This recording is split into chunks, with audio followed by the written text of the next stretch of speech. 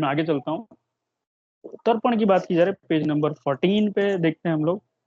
तो सबसे पहले इन्होंने स्वस्थ व्यक्ति की बात की। तो स्वस्थ व्यक्ति में 500 मात्रा काल है। तो एक फेमस क्वेश्चन है, सबसे पहले हमें याद रखना है। उसके बाद देख रहे हो यहाँ पर जो स्टार्ट होता है, कफज, पित्तज और वातज चलते हैं हम लोग। तो कफज व्याधियों में 600 मात्रा काल तक तर्पण, क्योंकि स्नेह है तो कफ में सबसे कम मात्रा तक हम लोग स्नेह लगाते हैं।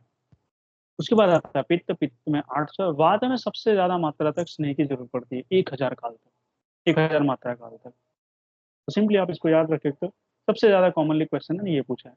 तर्पण मतलब हम अक्षी तर्पण की बात करते हैं, जो आप सभी ने देखा है, शायद करवाया भी होगा आप लोगों ने। बहुत ही अच्छा रिजल्ट आता है जब आप इसको करवाते हो। अधिष्ठान भेद से व्याधि की बात की जाए तो सबसे पहले आपको सीक्वेंस याद होना चाहिए। मालूम है आपको सीक्वेंस क्या है? चलो मैं एक सिंपल सा क्वेश्चन पूछता हूँ।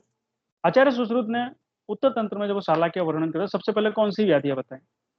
संधि या वर्तमान? सिंपल क्वेश्चन है। संधिगत।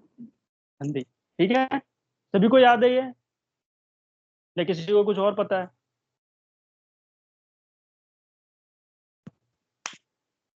संधि बताइए ना, या वर्त में बताइए।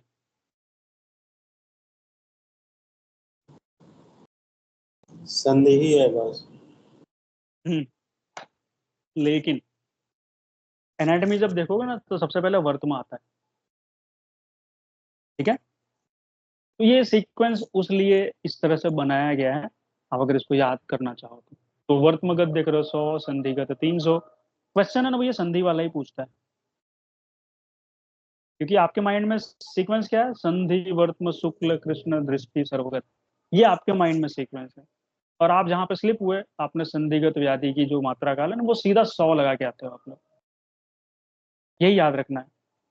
बाकी सीक्वेंस में शुक्ल में 500, कृष्ण में 700, दृष्टिगत में 800 और सर्वगत व्याधि 1000। अगेन इसको याद रखना है।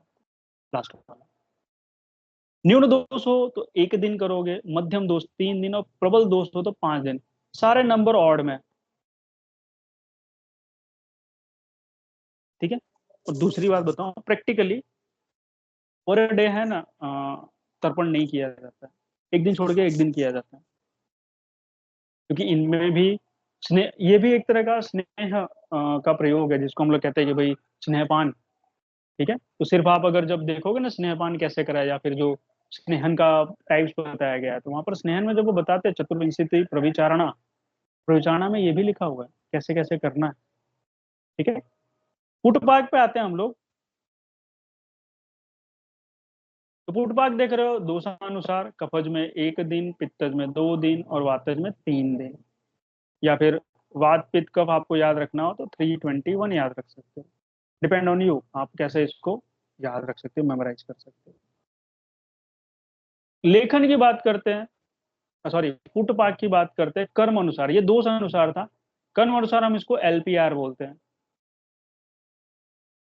ठीक है, सॉरी एलएसआर कहते हैं, एलपीआर नहीं, मैंने अलग लिख लिया। इसको हम लोग एलएसआर बोलते हैं। 1 2 3 100 200 300। लेखन पुटपाक है ना, एक ही दिन करना चाहिए, 100 मात्रा तक करना चाहिए। आंखों में लेखन ज्यादा नहीं किया जाता। स्नेहन जो है 2 दिन तक और 200 मात्रा तक। रोपण पुटपाक है ना, 3 दिन तक और 300 मात्रा तक। ठीक है, नीचे आ रहे हो आज सेक की बात कर रहे हैं। सेक है ना, पुटपाक से 2 गुना किया जाता है। सबसे पहले आपसे क्वेश्चन ये पूछेगा कि सेक की मात्रा बताओ। तो अक्षी तर्पण से 2 गुना, पुटपाक से 2 गुना, आश्रोतन से 2 गुना, ऐसे क्वेश्चन बन सकते हैं। आपको याद रखना है सेक की जो मात्रा है पुटपाक से द्विगुण है। आश्रोतन की बात करते हैं यहाँ पर, तो आप देख रहे हो सभी लोग, अगेन लेखन, स्नेहन और रोपण। तो लेखन जो करना है ना, 7 से 8 बूंद करना है, कम रहेगी ऑलवेज। स्नेहन जो है 10 बूंद और रोपण 12 बूंद किया गया, 12 ड्रॉप्स। ठीक है, शिरोबस्ती की बात कर रहे हो, शिरोबस्ती धारण काल जो है ना, तर्पण से 10 गुना होता है। 10 टाइम्स ऑफ तर्पण, अक्षी तर्पण जो हमने स्टार्टिंग में देखा। अंजन की बात करते हैं, तो अंजन एलपीआर है। लेखन, प्रसादन, रोपण 1 1.5 2। ठीक है, ये मात्रा है जो हमें याद रखनी है। किसकी है? गुटिका या फिर रसांजन। रसांजन किससे बनता है? उस ड्रग का बॉटनिकल नेम बताओ। बास है बारबेरिस अरिस्टेटा। क्या नाम है वो दारू दारू हरिद्रा। उसका? अल्कलॉइड क्या है? बर्बिडीन करके सर, बर्बरीन बर्बिडीन करके। कर। अच्छा बताओ, ये पेड़ है, पौधा है, कि क्या है? लता है?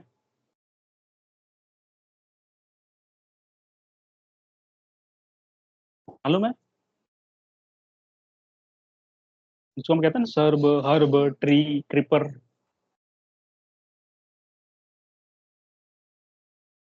ये है ना, इसको हम लोग कहते हैं सर्ब, मतलब झाड़ी जैसा। आप लोगों ने अगर गुगलू का प्लांट देखा ना, बिल्कुल गुगलू के प्लांट की तरह होता है, लेकिन इसकी जो लकड़ी है ना थोड़ी सी मजबूत होती है, अच्छी खासी। ठीक है। तो दारू हरिद्रा से रसायन बनाया जाता है। तो गुटिका अंजन या रसायन की मात्रा लेखन प्रसाधन रोपण में 1 1.5 2 है। चूर्ण की बात की जाए, चूर्णांजन जो है हम लोग सलाखा से जो लगाते हैं, कांच की सलाखा, 2 3 4 सलाखा, ये इसकी मात्रा इन्होंने बताया। किसकी? लेखन प्रसाधन और रोपण।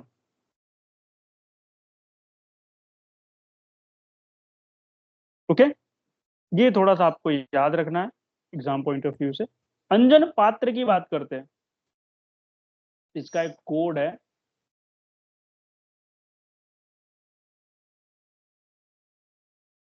आई थिंक आप सबको पता ही होगा।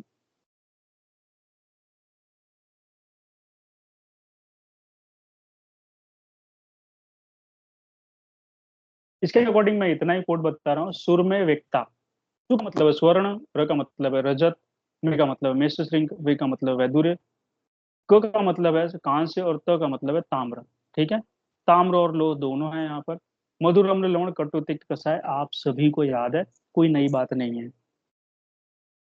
ठीक है। ये इतना आपको याद रखना रहेगा। एग्जाम पॉइंट ऑफ व्यू से जो मोस्ट ऑफ द टाइम आपसे एग्जाम में पूछा जा सकता है कि भाई किस पात्र में कौन सा अंजन रखना चाहिए, किस रस वाला। ठीक है, ताकि वो लंबे टाइम तक प्रोटेक्टेड रहे। ठीक है। अभी पेज पर थोड़ा सा अंजन के बारे में और है, उसको हम लोग खत्म कर लेते हैं। तो अंजन शलाका की बात की जा रही। मल्लिका, मल्लिका का बॉटनिकल नेम बताओ।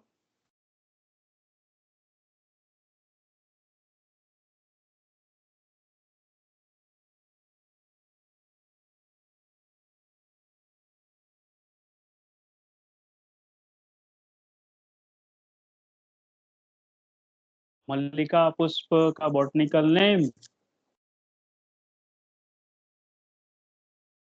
मल्लिका किसे कहते हैं?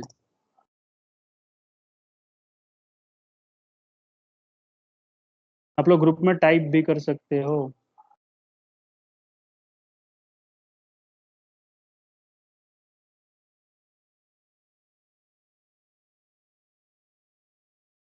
एनीवन? मेरी आवाज आ रही है सभी को?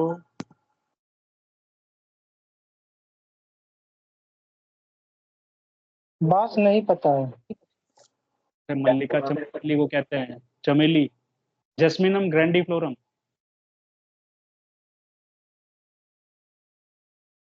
ठीक है। जाति पुष्प जिसको, उसी को मल्लिका पुष्प कहते हैं, जाति, जैस्मिनम ग्रैंडिफ्लोरम। तो मल्लिका पुष्प के सदृश्य, कलाय के परिमाण में मोटी। ठीक है। लंबाई 8 अंगुल।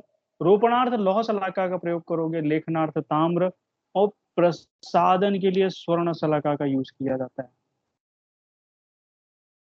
ठीक है, ये याद रखना।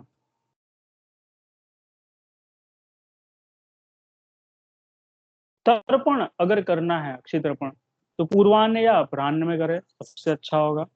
सेक या आस्वादन करना हो तो पूर्वाह्न, मध्याह्न, सायाह्न, 3 टाइम। और सिरोपस्थिन ऑलवेज इवनिंग में दी जाती है। ओके, ये याद रखना है। ओके। बहुत ही स्पेसिफिक क्वेश्चन है, प्रैक्टिकली ये सारी चीजें फॉलो की जाती है, इसलिए एग्जाम में बार बार आता है।